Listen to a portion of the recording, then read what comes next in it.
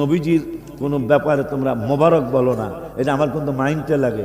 তাফসিরে জালালাইন শরীফে সূরা আহজাবের হাসিয়ার মধ্যে ইমাম জালালউদ্দিন সুয়ুতী রহমাতুল্লাহ আলাইহি ফতোয়া দিয়েছেন, নবীজির প্রত্যেকটা জিনিসকে মোবারক বলতে হবে, যদি মোবারক বলা না হয় কুফরি হয়ে যাবে। নবীজির এই জন্য আমরা সুন্নিরা পায়খানাকে পায়খানা বলি না, পায়খানা মোবারক বলি। আপনারা অনেক সময় আমার দরবারের আলেমরা আমি দেখি তোমাদের মধ্যে অনেক সময় স্লিপ কেটে যায়, তোমরা মাথা বলো না, মাথা মোবারক বলতে হবে। হাত বলা যাবে না, হাত মোবারক বলতে হবে। কারণ প্রায় 700 বছর আগের ফতুয়া, তাও কি যিনি 70 বার আমার নূরের নবীকে দেখেছেন তিনি ফতুয়া দিয়েছেন। এগুলো মাথায় রাখবা বাবা। এক কথায় মানুষ অনেক উপরে উঠে যায়, আবার এক কথায় মানুষ অনেক নিচে নেমে যায়। কথা কন না কা? আমার আল্লাহ রাব্বুল আলামিন বললেন, একদম দাড়িওয়ালা টুপিওয়ালা জুব্বাওয়ালা মানুষ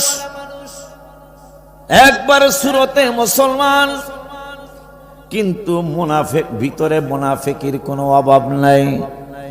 ওই বেদ্যবরা হাবিবের নুরানি কদম মোবারকে গেলেন, যায় বলতেছেন ক্বালাতিল আরাব আমান্না, ও নবী আমরা ঈমানদার। আমার আল্লাহ জিবরাইল রে, এই মুনাফিকদেরকে ছাড় দেওয়া যাবে না।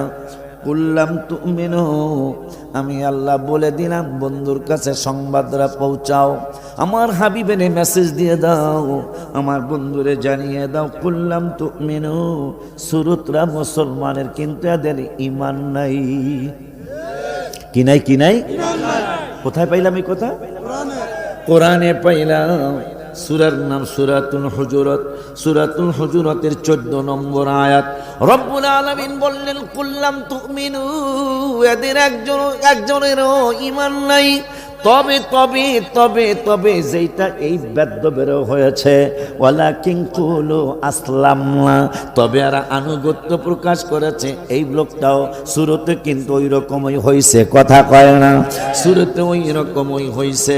রব্বুল আলামিন বললেন তবে ওয়ালাম্মা, সুরতরা যদিও তাদের মতো হইছে, আমি আল্লাহ বলে দিলাম ওয়ালাম্মা ইয়াদখুলিল ঈমানু ফি কুলুবিকুম, কিন্তু এই বেদ্যবদের ভিতরে ঈমান প্রবেশ করে না।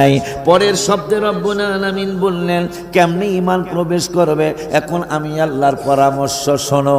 রব্বুল আলামিন বললেন ওয়া ইন তুতিউল্লাহ ওয়া রাসূলাহু, যারা আমি আল্লাহরে মানবে, আমার রাসূলকে মানবে, লা ইয়ালিতকুম মিন আমালিকুম শাইআ, তারা যে আমল করবে এই আমলের বিনিময় একটুও কম দেওয়া হবে না। শর্তটা কি? যারা আল্লাহরে মানবে, আমার আল্লাহকে শুধু আমারে মানলে চলবে না, যারা আমার রাসূলকে মানবে। অথচ কত কত কত কষ্টের কথা মনে হয়ে গেল। আমরা নূরের